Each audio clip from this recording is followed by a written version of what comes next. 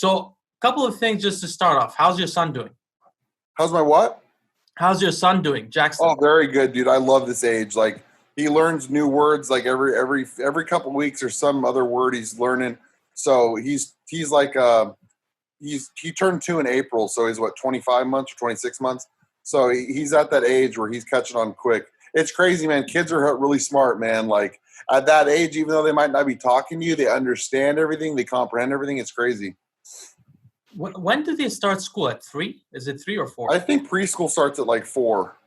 Oh, okay. So you don't have to worry about that for a little No, yeah, preschool starts at 4. I've been delaying having kids because people warn me that once you have a kid, you can't like work on any independent projects. You always have some emergency sort of that you have to deal with. Yeah, I mean, it really depends on who you're with as your partner. So I'm blessed that Ariel is really good with that. So I have not been selfish like I always was, as a bodybuilder. You have to put some things first now. But if it wasn't for her, man, I wouldn't be even working out probably. Yeah. Like if I was a single dad or something, dude, there's no way I'd be even able to train. No way.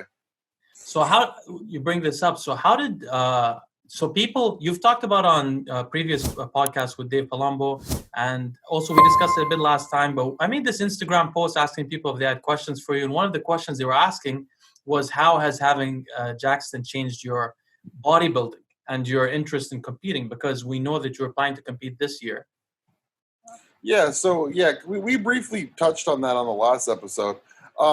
It hasn't, man. Like I'm 28, and the only thing that's going to make me change is going to be like the side effects I get, which I have gotten them.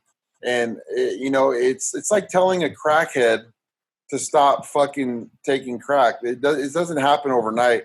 It's something that, you have to eventually over time you start, you know what I mean? But like, I can't take the drugs that I used to, man. So, man, like I tell you what, last week I took a shot. I think I took a shot last Monday, and I felt like shit the whole week, and I didn't train. So I didn't take another shot the whole week.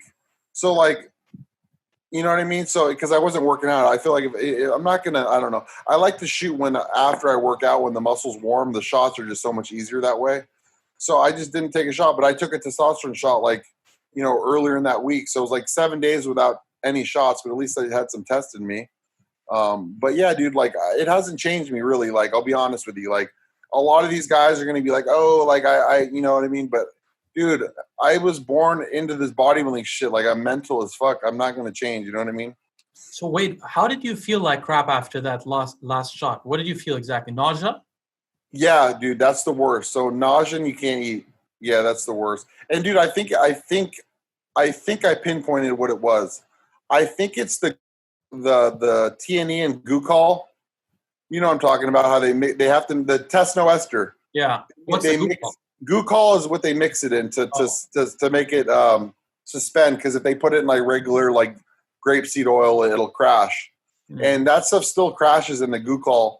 And I think warming it up maybe made the oil rancid or something. I don't know, man. But that's the worst for me, man. That's like the number one side effect I get is nausea. So I was getting that a lot. Obviously, I wasn't bodybuilding, but I was arm wrestling, and I was taking quite a bit of stuff just for fun also, like you, like experimenting, like that. And I was getting a lot of nausea too. And now that I've gotten into health stuff, I realize that this is a sign of one of two things, or maybe both. Either your body's in a very inflammatory state, which means your body thinks it has foreign bodies in it and it's trying to attack those things, which is why taking an ibuprofen will stop it usually. And the second thing is the liver being over toxic. When the liver gets very toxic, you get nausea, you get low energy, and then you feel full, you can't eat. And actually, by the way, I don't think it's a liver issue with me because my liver's always good.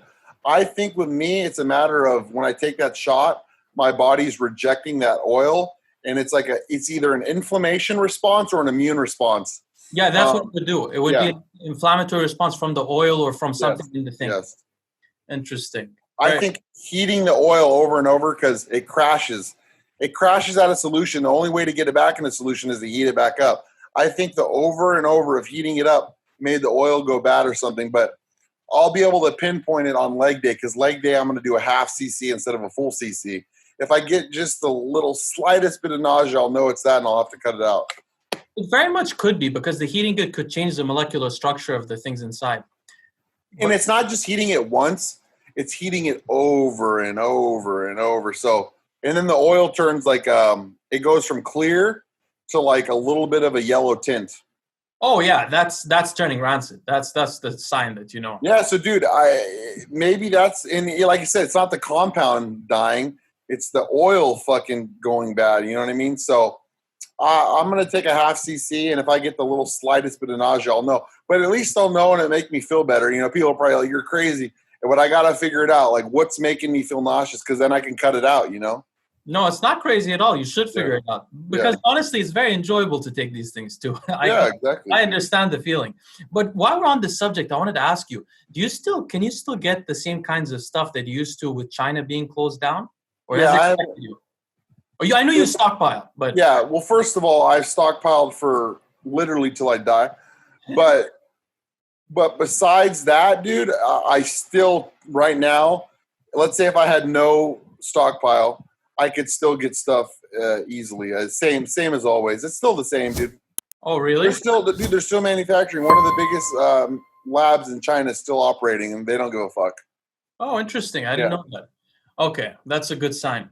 Okay, so before we get into more drug stuff, I wanted to ask you, Plan. That is my fear, dude. Is one day we won't get gear, and I'll be like, motherfuckers, I got a whole fucking room of this shit. I used to be the same. I used to stockpile also. And also not just stockpile, like if I get something very good, I would keep one bottle.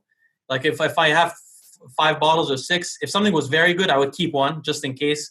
So I have the best collection of everything. Dude, I stockpile all the good shit, and I use all the shit that I don't. Like, I stockpile all the good stuff that, like, I'm like, all right, well, if I do compete one day, I know this is good, so I'm going to hold on to this. And then right now, since I'm not training for anything, I shoot the stuff that I'm not really sure about.